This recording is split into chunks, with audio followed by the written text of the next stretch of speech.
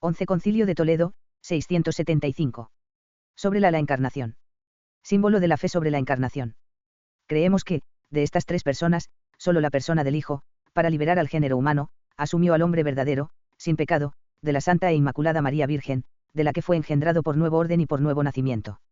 Por nuevo orden, porque invisible en la divinidad, se muestra visible en la carne, y por nuevo nacimiento fue engendrado, porque la intacta virginidad, por una parte, no supo de la unión viril y, por otra, fecundada por el Espíritu Santo, suministró la materia de la carne. Este parto de la Virgen, ni por razón se colige, ni por ejemplo se muestra, porque si por razón se colige, no es admirable, si por ejemplo se muestra, no es singular. 1. No ha de creerse, sin embargo, que el Espíritu Santo es Padre del Hijo, por el hecho de que María concibiera bajo la sombra del mismo Espíritu Santo, no sea que parezca afirmamos dos padres del Hijo, cosa ciertamente que no es lícito decir. En esta maravillosa concepción al edificarse a sí misma la sabiduría una casa, el Verbo se hizo carne y habitó entre nosotros, y en 1,19.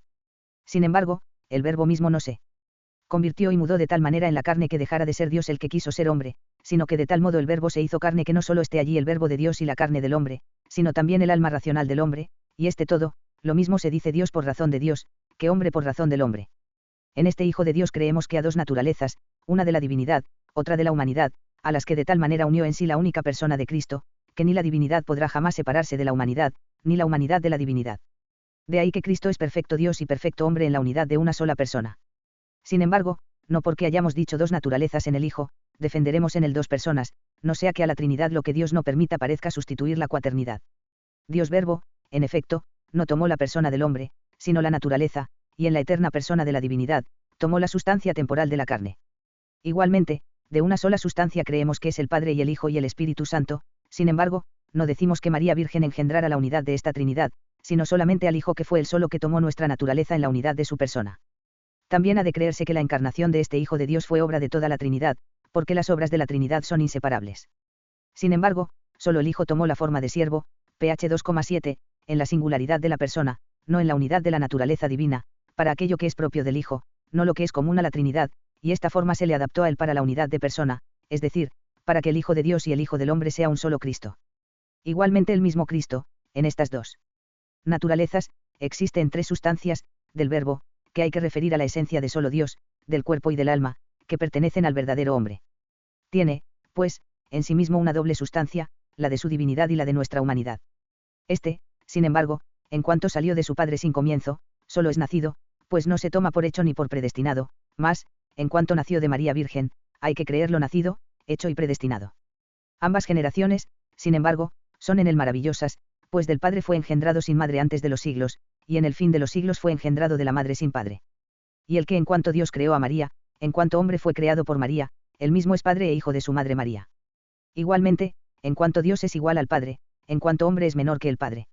Igualmente hay que creer que es mayor y menor que sí mismo porque en la forma de Dios, el mismo Hijo es también mayor que sí mismo, por razón de la humanidad asumida, que es menor que la divinidad, y en la forma de siervo es menor que sí mismo, es decir, en la humanidad, que se toma por menor que la divinidad.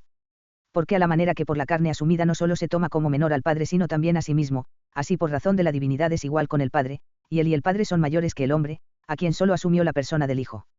Igualmente, en la cuestión sobre si podría ser igual o menor que el Espíritu Santo, al modo como unas veces se cree igual, otras menor que el Padre, respondemos, según la forma de Dios, es igual al Padre y al Espíritu Santo, según la forma de siervo, es menor que el Padre y que el Espíritu Santo, porque ni el Espíritu Santo ni Dios Padre, sino sola la persona del Hijo, tomó la carne, por la que se cree menor que las otras dos personas. Igualmente, este Hijo es creído inseparablemente distinto del Padre y del Espíritu Santo por razón de su persona, del hombre, empero, v1 asumido, por la naturaleza asumida. Igualmente, con el hombre está la persona, más con el Padre y el Espíritu Santo, la naturaleza de la divinidad o sustancia. Sin embargo, hay que creer que el Hijo fue enviado no solo por el Padre, sino también por el Espíritu Santo, puesto que él mismo dice por el profeta, y ahora el Señor me ha enviado, y también su Espíritu, Is 48,18. También se toma como enviado de sí mismo, pues se reconoce que no solo la voluntad, sino la operación de toda la Trinidad es inseparable. Porque este, que antes de los siglos es llamado unigénito, temporalmente se hizo primogénito, unigénito por razón de la sustancia de la divinidad, primogénito por razón de la naturaleza de la carne asumida. En esta forma de hombre asumido, concebido sin pecado según la verdad evangélica, nacido sin pecado es creído que murió el que solo por nosotros se hizo pecado, 2 Teo 5,21, es decir, sacrificio por nuestros pecados.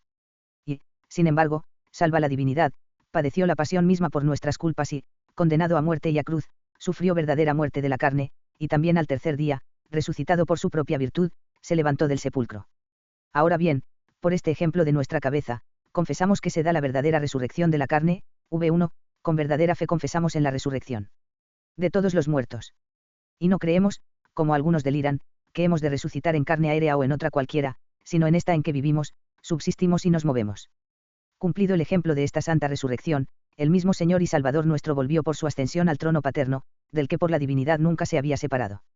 Sentado allí a la diestra del Padre, es esperado para el fin de los siglos como juez de vivos y muertos. De allí vendrá con los santos ángeles, y los hombres, para celebrar el juicio y dar a cada uno la propia paga de vida, según se hubiere portado, o bien o mal, 2 Teo 5,10, puesto en su cuerpo.